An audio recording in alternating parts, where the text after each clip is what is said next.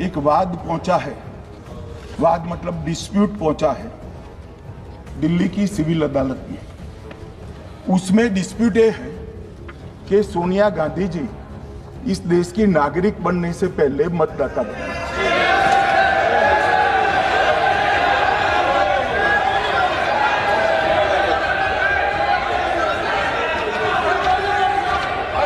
आगे बोल क्या रहे, पूरी बात तो सुनो। मान्यवर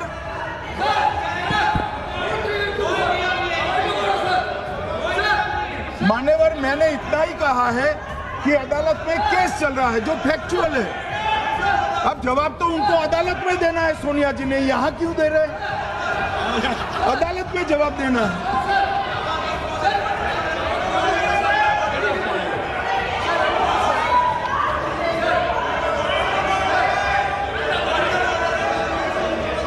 बीच के भाषण में पॉइंट ऑफ ऑर्डर नहीं होता।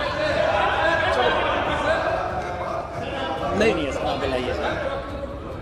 मुझे याद है जो माननीय सदस्य नहीं है, ये 352 ये रहा, 352 टेबल पे रहता है, मुझे वहां याद है 352।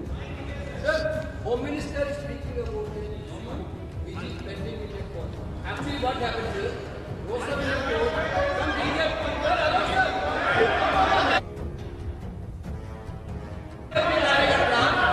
filed a case on Madam Sonia Gandhi's voting on that 80. Sir, that Ross Avenue Court dismissed that case without, there is no substance in that case. After Gandhi not even voted in that election. I am challenging Home Minister. Okay. Sonia Gandhi not even voted that election. Can you prove it? Can you prove it? Sir, misleading statement a Home Minister doing. Sir, you are. What is this, sir? एक minute please दादा, एक minute please. No, बैठिए।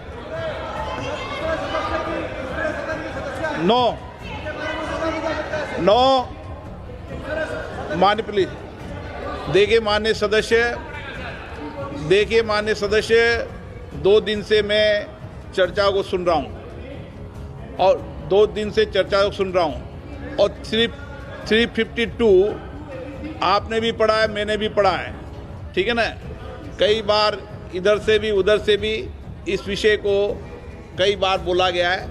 जब debate चलती है उसके संदर्भ में कई विषयों को बोला जाता है, ठीक है ना। और इसीलिए सुनिए बात, माननीय गृह मंत्री जी ने, आपने आधी बात सुनकर हर 2-2 मिनट में उठने लगोगे, ऐसे चर्चा नहीं होती। आप उनकी पूरी बात को सुनिए, क्या संदर्भ था, उन्होंने कोई फैसला नहीं दिया है, उन्होंने एक जानकारी जो आई है वो जानकारी सदन के पटल पे रखी है। अब मुझे सुनिए तो, अब आपने एक मुद्दा खड़ा किया, मुझे जवाब तो देने दीजिए। मान्यवर मैंने कुछ ऐसा नहीं कहा, मैंने सिर्फ इतना कहा है कि एक वाद दायर हुआ है दिल्ली की अदालत में।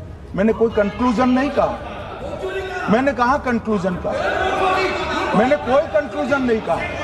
कंक्लूजन तो जब उनका नोटिस का जवाब वो दे देगी तब अदालत देगी, तब फिर से बताऊंगा मैं। मगर अभी तो मैंने सिर्फ इतना कहा है कि वहां एक केस रजिस्टर्ड हुआ है जिसमें श्रीमती गांधी को नोटिस इश्यू किया है। इसमें इतने लाल पीले होने की जरूरत क्या है? मान्यवर, हम सबका साझा दायित्व, हम भी विपक्ष में बैठे, हम चुनाव जितने जीते हैं इससे ज्यादा हारे हैं। हम लोगों का तो एक प्रकार से पौना जिंदगी ही विपक्ष में ही चला गया, चाहे राज्य हो या केंद्र हो। कई चुनाव हमारे, हमने चुनाव आयुक्त और चुनाव आयोग पर कभी आरोप नहीं लगाया। एक नया पैटर्न खड़ा हुआ, एक नया पैटर्न। मैं पूरा वाक्य नहीं बताना चाहता। श्रीमती ममता बनर्जी ने चुनाव आयोग पर आरोप लगाए, स्टालिन जी ने लगाए, बीडी सतीशन जी ने लगाए, श्री राहुल गांधी ने लगाए, मल्लिकार्जुन खड़गे जी ने लगाए, तेजस्वी यादव जी ने लगाए, अखिलेश यादव जी ने लगाए, वी शिवन कुट्टी ने लगाए, हेमंत सोरेन जी ने लगाए, भगवंत मान जी ने लगाए। अब पहले तो ऐसी परंपरा सिर्फ कांग्रेस पार्टी में थी, मगर संपर्क का दोष कहता होता है साहब, ये सारे इंडिया अलायंस वाले चुनाव आयोग के खिलाफ आए। मान्यवर, चुनाव आयोग एक तटस्थता से चुनाव कराने वाला संस्थान बनाया गया और इसकी मान्यता कोई पॉलिटिकल पार्टी ने नहीं दी, भाग और अनुच्छेदों के तहत हमारे संविधान ने दी और ये संवैधानिक प्रक्रिया है। इस संवैधानिक प्रक्रिया पर सवाल खड़े कर कर, अनर्गल आरोप कर कर आप पूरे चुनाव आयोग की एक प्रकार से पूरे दुनिया में इसकी छवि को धूमिल करने का काम कर रहे हैं। आपको लगता है कि आप सरकार की छवि धूमिल करें? ना जी, आप पूरी दुनिया में भारत के लोकतंत्र की छवि को धूमिल करें। मान्यवर, सरकार का तो इतना ही सवाल है, मान्यवर सरकार का तो इतना ही सवाल है कि भारत के मतदाता क्या सोचेंगे, मगर मतदाता का सोचने का सवाल नहीं है। मतदाता को तो मालूम है कि हमने तो वोट दिया है इसलिए चुनकर आए हैं, तो उसके मन में कोई डाउट नहीं है। ये वोट चोरी करते रहे, घुसपैठिया बचाओ यात्रा निकाली और बिहार में 2/3 बहुमत से हम जीत गए। मान्यवर, ये जो नई परंपरा शुरू कि देश के अंदर चुनाव न जीते तो चुनाव आयोग को बदनाम करो, चुनाव प्रक्रिया को बदनाम करो, मतदाता सूची को बदनाम करो, ये हमारे लोकतंत्र का भला नहीं करे। यही आयुक्त के, यही सरकार के होते हुए आप कई चुनाव जीते, हम कुछ नहीं बोले, हम पार्टी में बैठकर इसकी मीमांसा की, मगर ये लोग चुनाव आयोग पर। प्लीज नो, आप बैठिए, आप ठीक है बैठिए। माननीय सदस्य प्लीज प्लीज। मान्यवर, मैं थोड़ी स्पष्टता के लिए आंकड़ा देना चाहता हूं। मई 14 में श्रीमान नरेंद्र मोदी इस देश के प्रधानमंत्री बने, तब से उनको आपत्ति है। तो एनडीए क्या क्या जीती? 3 लोकसभा चुनाव हम जीते, 41 राज्यों के विधानसभा चुनाव जीते, तो हम 44 विधानसभा टोटल चुनाव जीते 2024 से 25 तक। मगर वो भी 30 चुनाव जीते हैं अलग अलग विधानसभा में, 30 जगह पे। अगर मतदाता सूची करेक्ट है तो क्यों शपथ लिया, क्यों चुनाव लड़ा? आप बताइए देश की जनता को। आप लोग यहाँ कैसे पहुंचे? श्री राहुल गांधी जहां से चुनकर आए थे, वो वायनाड की मतदाता सूची में भी मेरी पार्टी ने प्रेस कॉन्फ्रेंस कर इसी प्रकार की डिस्क्रिपेंसी को बताया है।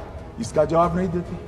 हमने अमेठी का भी बताया है, इसका जवाब नहीं देते हैं। मान्यवर, एक चुनाव की मतदाता सूची में जो थोड़ी बहुत गलतियां हैं, उसको वो लोग मुद्दा बनाते हैं चुनाव हारने का। चुनाव हारने का कारण है नहीं, मैं अंत में बताऊंगा क्यों हारते हो चुनाव, मैं बताऊंगा मान्यवर अंत।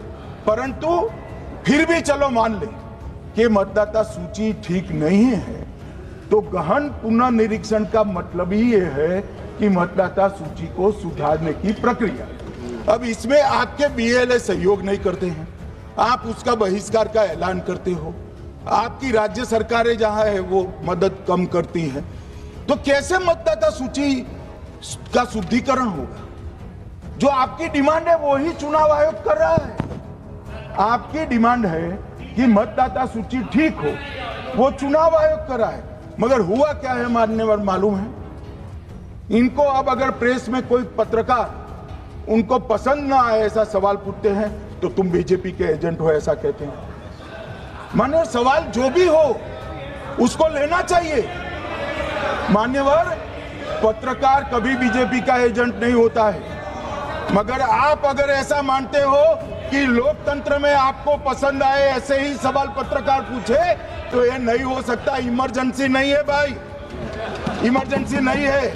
मान्यवर, एक प्रेस में कोई सवाल पूछता है तो कहते हैं बीजेपी के एजेंट हो, केस आते हैं तो जज पर आरोप कर देते हैं, चुनाव हारते हैं तो ईवीएम पर आरोप करते हैं। ईवीएम की दलील अब गले नहीं उतरती तो वोट चोरी का मुद्दा लेकर आए। हमें वोट चोरी का मुद्दा लेकर पूरा बिहार में यात्रा निकाली, फिर भी हार गए। अब हारने का कारण आपका नेतृत्व है, ये हारने का कारण ईवीएम और मतदाता सूची नहीं। और अगर ये मानते हैं मान्यवर, अगर ये मानते हैं कि इनको कोई पूछने वाला नहीं है, भगवान करे मैं गलत पड़ जाऊं, कांग्रेस के कार्यकर्ता इनका हिसाब मांगेंगे। एक दिन कांग्रेस के कार्यकर्ता इनका हिसाब मांगेंगे कि इतने चुनाव कैसे हार गए। मान्यवर, कोई जज आजादी के इतने साल में नहीं हुआ है मान्यवर कि कोई जज एक जजमेंट दे तो जज के खिलाफ इंपीचमेंट लेकर आते हैं।